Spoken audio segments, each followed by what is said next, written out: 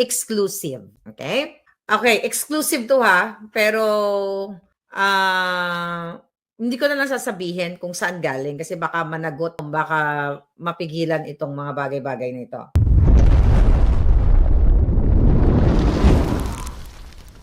Si Pangulong Duterte ay pinaglutuan siya, I think kailan ba yun? Kahapon. Basta, hindi ko alam kung kahapon o isang the other day.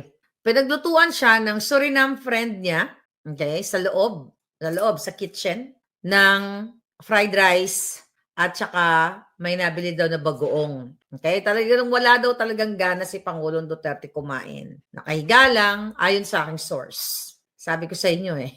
So, wala talagang gana ang Pangulong Duterte. Nag-hi daw sa kanya itong ano na ito, itong ibang lahi na ito. O, di ba? Di ba? Sino kaya itong ibang lahi na to? Hi, Mr. President, how are you? Ang sagot lang daw niya, I'm okay. Then, nasabi sa atin na kumain siya ng sinangag, okay, na may bagoong. Basta yun ang nakarating sa atin. Para just to ibalik yung kanyang appetite. Nakakalungkot, pero nung narinig ko yan, I'm happy na, alam nyo ba, na pag kumain ka ng nakasanayan mong pagkain like tuyo, bagoong, nilagpang o kung ano pa lang, parang wow, it's heaven, di ba? Siguro yun yung nararamdaman ni Pangulong Duterte. So yun po yun, itong mga nakaraang araw, nakakain daw ang Pangulong Duterte, pero at the same time, ganun pa rin, kung paano siya din describe ng kanyang pamilya, ganun pa rin. Yun ang nakarating sa atin. Balik tayo kay Hanilet. Sabi ko nga, bakit 4 months? 4 months. Teka, tingnan natin yung mga 4 months. Bakit nagkaroon ng ganitong klasing pangyayari na hindi o na biglang hinarang, okay, ang visitation rights ni Hanilet. Unang-una, ang abogado o yung depensa, yan si Kaufman, ang nagre-rekomenda kung sino-sino ang pwedeng bumisita. Pwedeng, of course, family, friends, and journalists. Pwede yun eh. So, pero hindi siya yung nagdedesisyon. Siyempre, ang ICC authorities pa rin, hindi siya. Magre-rekomenda lamang siya. Pero, pwede niyang, kunyari ako, okay? Pwede ba, Kaufman? Kasi magkaibigan naman tayo at ako'y suportado ko si Ferdy. Pwede bang ilagay mo ako dun sa list? Actually, pwede yun pag ginusto niya. Aaprobahan nga lang ng authorities. So, sabihin niya, ito, matagal na itong nakikipaglaban, baka dadadadada. So, pinapakita ko lang sa inyo na even though hindi siya yung final, hindi siya yung decision maker, pero siya yung may power para i-endorse kung sino ang mga nagbisita. So obviously, lumabas sa bunganga ni Kaufman yung statement niya na, ito, tignan natin to. Yung tanong dun sa scripted interview nila, wait a minute, hanapin ko lang yung yung scripted written interview nila. Okay. All right, here, I think, okay, here we go. Okay, eto yung tanong.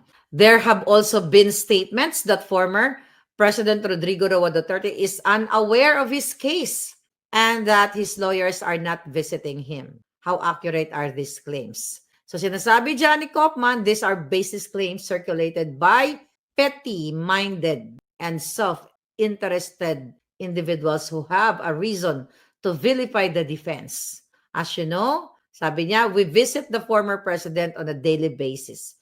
You see us coming out of prison, I don't think so. A lawyer, will visit every day. Walang ganon. I don't think na magbibisita ang lawyer every single day. Mag-a-agree kayo sa akin. So dito pa lang nagsisinungaling siya. Nandun ako sa dahig, hindi ka naman everyday doon eh. Dapat nakikita namin doon kung everyday ka. 'Di ba? Pwedeng bumibisita pero hindi everyday. Pero balik tayo dito sa issue kay Hanet. Ito po, mga kababayan, malinaw na vicious, vindictive ito si Kaufman. Bakit? Kasi based dyan sa kanyang interview, 'di ba? Sa kanyang scripted written interview, inatake niya si Hanilet. Kasi si Hanilet lang naman ang nagsabi nito eh. Na hindi na nga niya alam, 'di ba? Ano ba yung eksakto sinabi ni Hanilet doon? Hindi na nga niya alam kay wala mang bumibisita na lawyer, ganyan-ganyan. Kasi, yun siguro, yun ang sinabi ni Pangulong Duterte. Ngayon, dahil nagalit si Kaufman, ito ngayon ang ganti niya kay Hanilet. And Kitty, you should speak up, darling. You have the right dahil kliyente kayo eh. And I hope talaga makikita ni Vice President ito makikita ito ni Baste, makikita ito ni Pulong. Hindi mo hayaan yung banyaga, gaganunin. Nasusupress na nga, binastos na nga ni Marcos Jr., ni Lisa Tanas, na mga putang ina doon sa Villamor Airways, si Hanilet at saka si Kitty. Tapos mismo yung lawyer na binabayaran ng pamilya, babastusin ang isang kapamilya ninyo at at ang nanay ng anak ni Pangulong Duterte. Forget about your feud kung meron man. Papayag ka ba? Ako, kahit nasabihin pa, let's say for kunyari, siguro ba yun, baka alam na to ni Inday. Hindi ako papayag kahit hindi ko kaano-ano si Hanilet. Kung gano'n yung situation, ha? Gaganunin ng banyagang ito na binabayaran lang kita para dumipensa sa tatay ko o sa kuya ko o ano man. Papayagan kitang bastusin mo ang mga kaibigan ko na nandiyan lang para pumrotekta.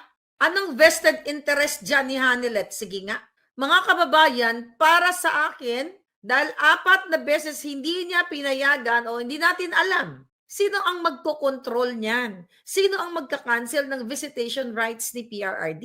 Ibig sabihin, asshole si Kaufman. Why? Sa tingin nyo ba, pag hindi bumisita si Hanilet, diyan ng 1 linggo, 1 buwan, sinong manghihina? Si Hanilet ba o si PRRD? Kaya nga nagtitake turns ang mga magpamilya. Dahil hindi kaya ni Inday na manatili dyan sa dahig. Hindi rin kaya ni Pulong. Hindi rin kaya ni Baste. Hindi rin kaya ni Kitty dahil nag-aaral siya. Si Hanilet, hindi rin kaya kasi may mga business din siya. Tapos babastusin mo ang partner at nanay ng kliyente. Okay. Nanay ng anak ng kliyente mo. Hindi magsasuffer si Hanilet. Malulungkot lang siya. But she's very strong. Sino ngayon magsasakripisyo? Di si Pangulong Duterte, nagamorto-morto ng CCPRRD, nasanay siya na may everyday, okay? Na may everyday na nag-ano sa kanya, may nagbibisita sa kanya. Doon sa mga 50-50, you will know one day. Na sinasabi ko dito, tama. Lalabas at lalabas lahat ito. I'm telling you. Tama ba na haharangan ni Kaufman? Huwag ka na magsinungaling, Kaufman. Tangina. Diba? Nakikipag-connives ka na sa mga alpotera? Diba?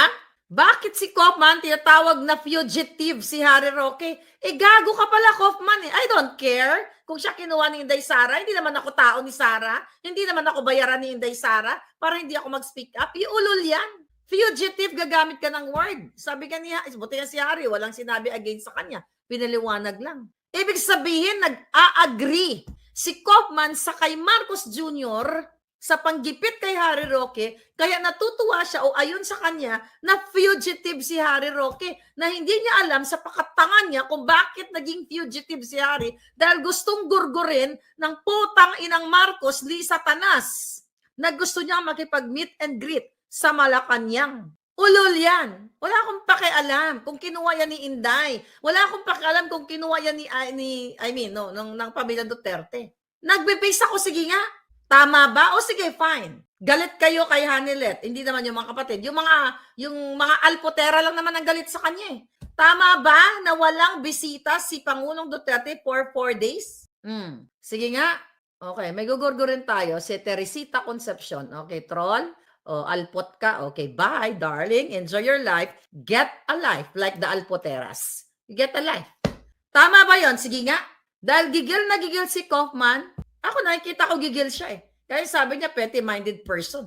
Alam na ni Kaufman kung sino yun. Hindi naman tayo tanga. Yung interview na yan, yung written na yan, dapat, yung pamilya, dapat, I don't know kung approve yan sa family. Dapat yung mga interview na yan, I just don't know, inaaprubahan yan ng pamilya. Sabi niya, ito maglalabas ako, di ba? Ipo-forward muna niya sa family. I just don't know kung finorward yan sa family. If they have group chats, itong ilalabas natin sa interview.